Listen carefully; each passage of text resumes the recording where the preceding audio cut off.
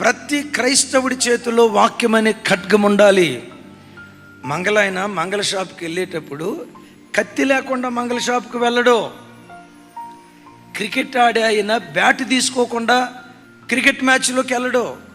సైనికుడు యుద్ధ భూమిలో అడుగు పెట్టేటప్పుడు ఆయుధాలు తీసుకోకుండా యుద్ధ భూమిలో అడుగు పెట్టడు.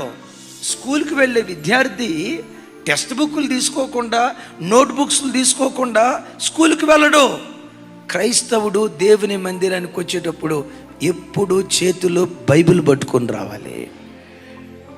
పెద్దగా చెప్తాం ఆమెన్. నేను అతిశయానికి చెప్పటం కాదు, నా చేతిలో బైబిల్ లేకుండా 99.99% చేతిలో బైబిల్ లేకుండా ఎక్కడికి వెళ్ళను. ఒకవేళ కారు దిగి ఆ మీటింగ్ స్థలానికి వెళ్ళేటప్పుడు కొంతమంది వచ్చి అయ్యగారు మీ బైబిల్ మాకు ఇయ్యండి అయ్యగారు, నేను మోస్తాను అయ్యగారు, మీ బైబిల్ మాకు ఇయ్యండి అయ్యా అంటారు.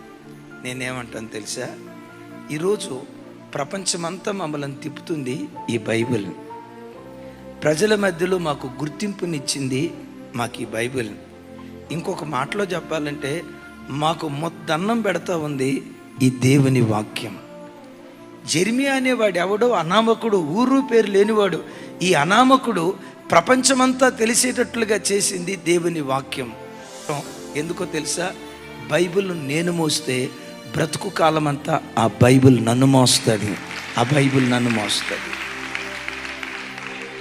తమ్ముళ్ళో చెల్లెలో, మందిరానికి వచ్చేటప్పుడు బైబిల్ పట్టుకొని రావటానికి సిగ్గుపడకండి. ఇది రాజగ్రంథం, ఇది రాజగ్రంథం. గ్రంథాలన్నిటికీ శిరస్సు, గ్రంథాలన్నిటికీ రాజగ్రంథం దేవుడు నీ చేతికి ఇచ్చిన పరిశుద్ధ గ్రంథమైనటువంటి బైబిల్. ఎందుకు సమాజానికి భయపడాలి మనం?